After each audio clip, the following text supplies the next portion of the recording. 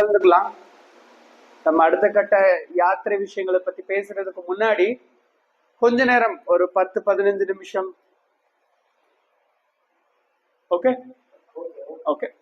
So கங்கையோட புகழ் எவ்வளவு பெருசு, கங்கை எப்படி அளவிட முடியாதவங்களா இருக்காங்களோ அதே மாதிரி அவங்களோட புகழும் அளவிட முடியாததா இருக்கு. ஒரு பக்தர் இன்னைக்கு கேட்டாங்க, கங்கை எங்க இருந்து எங்க வரைக்கும் போறது பிரபு? கங்கை மூலகத்திலயும் போறாங்க, வைகுண்டத்துல ஆரம்பிச்சு பாதாள லோகம் வரைக்கும் எல்லா இடத்துலயுமே இருக்காங்க கங்கை. சோ அதே மாதிரி அவங்களோட புகழும் அளவிட முடியாதது. அவங்க இங்க ஆரம்பிச்சு இங்க முடிஞ்சிடறாங்கிற மாதிரி.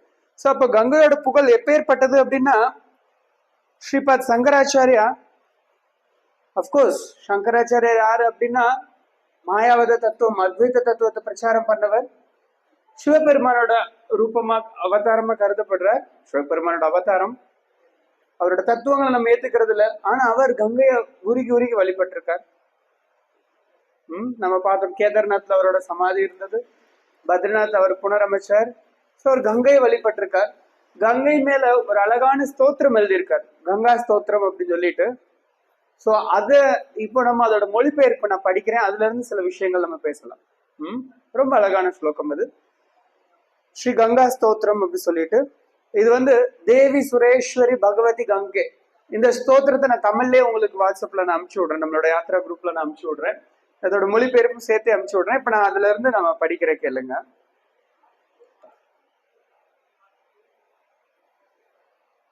ஓ கங்கா தேவியே, மொத்தத்துல வந்து 14 ஸ்தோத்திரங்கள் இருக்கு, 14 ஸ்லோகாஸ் இருக்கு. இதுல முதல் ஸ்லோகம்,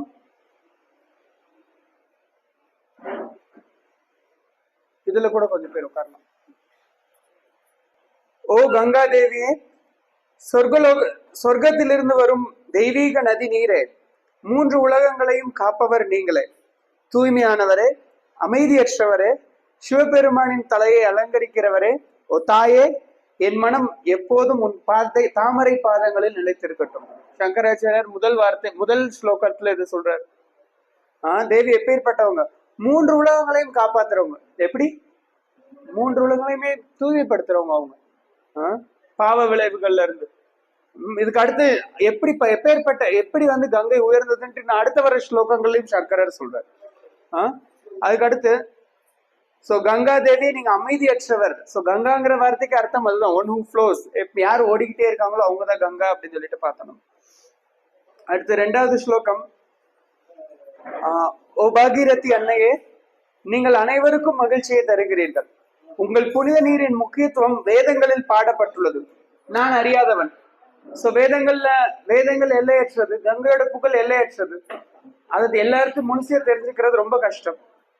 உங்கள் முக்கியத்துவத்தை புரிந்து கொள்ளும் திறன் எனக்கு இல்லை. உண்டா? யாருக்கு கெப்பாசிட்டி இருக்கு பகவான் கங்கா தேவியோட புகழை புரிஞ்சுக்கிறது? தேவியே நீ கருணை நிறைந்தவள், என்னை காப்பாற்று. ஏன்னா உங்களை முழுசா புரிஞ்சுக்கிட்டு புகழ்ற அளவு கிடையாது. ஏன்னா ஒருத்தர் பார்த்தா என்ன சொல்லுவாங்க, கங்கை ஒரு நதி, தண்ணி, ஜஸ்ட் உலகத்துல எவ்வளவோ நதிகள் ஓடிக்கிட்டு இருக்கு, அதே மாதிரி கங்கையும் ஒரு நதி, அவ்வளவுதான் அப்படிங்கிற அளவுக்கு தான் பௌதிகவாதிகளோட பார்வை. பட் ஒரு ஆன்மீகமானவர்கள் உண்மையிலே என்ன சொல்றது, யார் ஒருத்தர் உண்மையான பார்வையோட பாக்குறாங்களோ, சாஸ்திர சக்ஷு சாஸ்திரங்க மூலியமா பாக்குறாங்களோ, அவங்களால கங்கையோட முக்கியத்துவத்தை புரிஞ்சுக்க முடியும். அது சங்கரர் எங்க சொல்றார். அவங்க வந்து கங்கையோட மகிமைகள் அவ்வளோ மகத்துவம் வாய்ந்தது, அது எல்லாமே வேதங்கள் பாடுது. ஆனா அந்த முழுசா யாரா புரிஞ்சுக்க முடியுமானா வாய்ப்பே கிடையாது. எனக்கு அந்த திறமையும் கிடையாது. தயவு செய்து என்னை காப்பாத்துங்க அப்படின்னு சொல்லி சொல்றேன். அதுக்கடுத்து, தேவியே நீங்கள் உங்களது நீர் ஸ்ரீ ஹரியின் சரணாமிர்தத்தை போல் புனிதமானது. கோயில தீர்த்தம் தராங்க இல்லையா, பெருமாள் கோயில போனா தீர்த்தம் தராங்க, சேம் அதே தீர்த்தம் போல உங்களோட நீரும் புனிதமானது. 2 ஒண்ணுதான். பகவானோட சரணாமிர்தம்னா, சரண அப்படின்னா பாதம், அமிர்தம் அப்படின்னா தெரியும், அமிர்தம் உயர்ந்தது அப்படின்னு சொல்லிட்டு. பகவானோட பாதத்துல இருந்து வரக்கூடிய அமிர்தம் உங்களோட தண்ணி, உங்களோட அலைகள் பனி, சந்திரன் மற்றும் முத்துக்கள் போல வெண்மையானது. இப்பவே நம்ம இந்த கங்கையில பார்க்கலாம், அலைகள் அடிச்சுக்கிட்டே இருக்கு, அவ்வளோ அழகா அற்புதமாகும். என் பாவங்கள் அனைத்தையும் கழுவி இந்த சம்சார கடலை கடக்க எனக்கு உதவுங்க. இதுதான் கங்காதேவியோட வேலை. கங்கை எதை கழுவுறாங்க? நம்ம உடல் அழுக்க மட்டும் கழுவுறது இல்லை அவங்க, மொத்த சம்சார சாகரத்தையே கடந்து போறதுக்கு அவங்க உதவுறாங்க. தாயே, உன் தூய நீரை பருகுபவர்கள் நிச்சயமாக உயர்ந்த நிலையை அடைவார்கள். தாயே, தாயே கங்கா, மரணத்தின் இறைவனான யமன் உன் பக்தர்களுக்கு தீங்கு செய்ய முடியாது. யம தர்மராஜா கங்கையோட பக்தர்களுக்கு எதுவுமே செய்யறது கிடையாது. யம தர்மராஜா உண்மையிலே எல்லாருக்குமே மரணம் வருது, கங்கையோட பக்தர்களுக்கு மரணம் வராம போயிடுமா என்ன? ஏன் யமராஜாவால் எதுவும் பண்ண? யமராஜர் அதிகபட்சமா பாவிகளோட டீல் பண்ணுவார். சோ கங்கா தேவியோட பக்தர்கள் ஆல்ரெடி பாவம் போயிடுறதால, கங்கைங்கிற நினைச்ச மாத்திரத்திலே பாவம் போயிடுறதால அவங்களுக்கு யமலோகத்துல வேலை கிடையாது. ஜானவி, இமயமலை வழியாக பாயும் உன் நீர் உன்னை இன்னும் அழகாக்குகிறது. நீங்கள் பீஷ்மரின் தாயும் ஜானு முனிவரின் மகளும் பாதையில் விழுந்த மக்களை காப்பாற்றுபவர்களும் ஆவீர். எனவே நீங்கள் 3 உலகங்களில் மதிக்கப்படுகிறீர்கள்.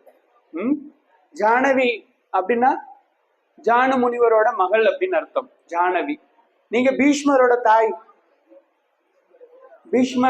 பீஷ்மருக்கும் சரி கங்காதேவிக்கும் சாந்தனுவுக்கும் மகனா பிறந்தவர் தான் பீஷ்மதேவர். பீஷ்மதேவரை கங்கை சிறு வயசுல இருந்து எடுத்து வளர்த்து எல்லா வித்தைகளையுமே பீஷ்மருக்கு சொல்லிக் கொடுக்கிறது கங்காதேவி தான். இந்த சரித்திர மகாபாரதத்துல இருக்கு. அம்மா, உன்னை வணங்குபவர்களின் அனைத்து ஆசைகளையும் நிறைவேற்றுகிறார். உன்னை வணங்குபவர்கள் துக்கப்பட வேண்டியதில்லை. கங்கா, தன் காதலனை சந்திக்க ஆர்வம் உள்ள ஒரு இளம் பெண்ணை போல் கடலில் கலக்க நீ அமைதியற்றவள். அதாவது எப்படி ஒரு காதலை சந்திக்க ரொம்ப ஆர்வப்படுவாங்களோ அதே மாதிரி நீங்க கடல்ல கலக்கிறதுக்காக அவ்வளவு உற்சாகமா ஓடுறீங்க அப்படின்னு. உண்மையிலேயே கங்கை சாஸ்திரங்கள் என்ன சொல்லப்பட்டிருக்குன்னா, கங்கை அங்க நம்ம இன்னைக்கு கங்கோத்திரில பார்த்தோம், அங்க இருந்து ஆரம்பிச்சு வங்காளதேசம் வரைக்கும், வங்காள விரிகுடா வரைக்கும், மேற்கு வங்காளம் வரைக்குமே ரொம்ப ஃபோர்ஸாவே போவாங்க. எந்த இடத்துலயுமே கங்கை அமைதியா போக மாட்டாங்க. நவத்வீபத்தை தவிர்த்து எல்லா இடத்துலயுமே போய்கிட்டே இருப்பாங்க. எதுக்காக அப்படின்னா அவங்க இந்த மக்களை காப்பாத்துறதுக்காக அவ்வளவு ஆர்வமா இருக்காங்க. இன்னொரு அர்த்தம், அவங்க சைத்தன்ய மகாபிரபு மாயாப்பூர்ல சந்திக்கிறதுக்காக அவ்வளவு வேகமா போறாங்க அப்படின்னு சொல்லப்பட்டு. அம்மா, உன் நீரில் குளிப்பவர்கள் மீண்டும் பிறக்க வேண்டியதில்லை. ஜானவி, நீங்கள் மிகவும் மதிக்கப்படுகிறீர்கள். உன் பக்தர்களின் பாவங்களை அழித்து அவர்களை நரகத்திலிருந்து காப்பாற்றுகிறீர்கள். ரொம்ப சிம்பிள். எப்படி ஒருத்தர் மறுபடியும், ஏன்னா இந்த உலகத்துல இருக்கிற மிகப்பெரிய பயம் என்ன அப்படின்னா, என்ன மிகப்பெரிய பயம்? கிருஷ்ணர் பகவத்கீதையில சொல்ற, இந்த பக்தி தொண்டுல ஒரு சின்ன பங்கு செஞ்சாலுமே நேகாபிக்ரம நாசோஸ்தி பிரத்யவாயோன வித்தியத்தை ஸ்வல்பம் அப்பியச தர்மசிய திராயத்தை மகத்தோ பயாத் அப்படிங்கிற இந்த பக்தி தொண்டுல ஒரு சின்ன பகுதியில ஈடுபட்டாலுமே, ஒரு சின்ன செயல் செஞ்சாலுமே அது நம்மள மிகப்பெரிய பயத்துல இருந்து காப்பாற்றும் அப்படின்னு கிருஷ்ணன் பகவத்கீதையில சொல்றேன். அந்த மிகப்பெரிய பயம்னா என்ன அப்படிங்கிறது என்ன அப்படின்னா, ஜனன மரண பயம். மறுபடியும் பிறக்கணும், மறுபடியும் மரணம் அடையணும். இங்க யாரு மரணத்துக்கு பயப்படாதவங்க யாரா இருக்காங்களா? இந்த பௌதிக உலகத்துல 4 விதமான துன்பங்கள் சொல்லப்படுது. ஜன்ம, மிருத்யு, ஜரா, வியாதி. பிறப்பு, இறப்பு, முதுமை, நோய். இந்த 4 விஷயங்களை கண்டு எல்லாருமே பயப்படுறோம். பயப்படாத யாருமே கிடையாது. சின்ன பூச்சியில இருந்து மிருகங்கள்ல இருந்து மனுஷங்க, பறவைகள் எல்லாருமே இந்த 4 விஷயத்துக்கு பயப்படும். ஜன்ம, மிருத்யு, ஜரா, வியாதி. இந்த 4ல இருந்து போக்குறது யாருன்னா கங்கையில குளிக்கிறதுலே மறுபடி பிறக்க தேவையில்லை. ஜானவி, நீ கருணை நினைந்தவள். உன் பக்தர்களை உன் புனித நீரால் தூய்மைப்படுத்துகிறாய். உன் பாதங்கள் இந்திரன் கிரீடத்தில் ரத்தினங்களால் அலங்கரிக்கப்படுகின்றன. உன்னிடம் அடைக்கலம் தேடுபவர்கள் மகிழ்ச்சியால் ஆசீர்வதிக்கப்படுகிறார்கள். சோ இந்திரன் கிரீடத்துல எதை பதிச்சிருக்காரு? கங்காதேவியோட பாதங்களை. ஏன் கங்காதேவிக்காக என்ன ஸ்பெஷல்? அப்படி என்ன உங்க விஷ்ணுவோட பாதத்துல இருந்து வர. இப்ப நம்ம கோயில தீர்த்தம் வாங்கிட்டு என்ன பண்றோம்? தலையில புரோக்ஷனம் பண்றோம். பகவதி, என் நோய்கள், துக்கங்கள், கஷ்டங்கள், பாவங்கள் மற்றும் தவறான மனப்பான்மைகளை போக்குக. நீயே 3 உலகங்களின் சாராம்சம், பூமியை சுற்றியுள்ள மாலை போன்றவள். ஓ தேவி, இந்த சம்சாரத்தில் நீயே என் அடைக்கலம். இதுல விளக்கம் தேவை கிடையாது. சோ தேவி, நீங்க மட்டும்தான் எனக்கு அடைக்கலம், நீங்க தான் என்னை காப்பாத்தணும். பகவானோட விஷ்ணுவோட திருவடிக்கு நீங்க தான் எங்களை கொண்டு போய் சேர்க்கணும். கங்கையே, மகிழ்ச்சியை தேடுபவர்கள் உன்னை வணங்குகிறார்கள். அலகாபுரியின் மகிழ்ச்சிக்கு மூலமாகவும், நம்ம ஏற்கனவே சொன்னோம், அலகா நகரத்துக்கு ஆனந்தத்தை கொடுக்கிறவள் அப்படிங்கறதாலதான் அலகானந்தா. அலகாபுரி மகிழ்ச்சியின் மூலமாகவும் நித்திய பேரின்பத்தின் மூலமாகவும் நீயே இருக்கிறாய். உன் கரையில் வசிப்பவர்கள் வைகுண்டத்தில் வசிப்பவர்களை போலவே சலுகை பெற்றவர்கள்.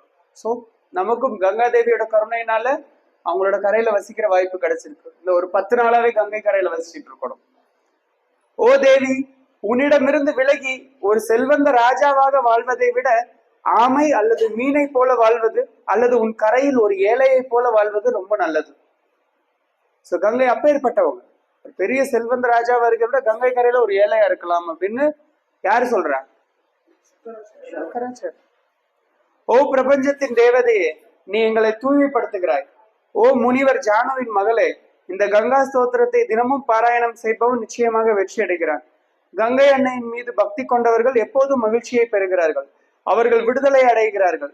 இந்த அழகான மற்றும் பாடல் வரிகள் கொண்ட கங்கா ஸ்துதி உச்ச பேரின்பத்தின் மூலமாகும். சிவபெருமானின் பக்தரான ஸ்ரீ ஆதி சங்கராச்சாரியார் எழுதிய இந்த கங்கா ஸ்தோத்திரம் நம்மை தூய்மைப்படுத்தி அனைத்து விருப்பங்களையும் நிறைவேற்றுகிறது. கங்கா மாயி கி ஜெய், கங்கோத்ரி தாம் கி ஜெய். ஹரே கிருஷ்ணா.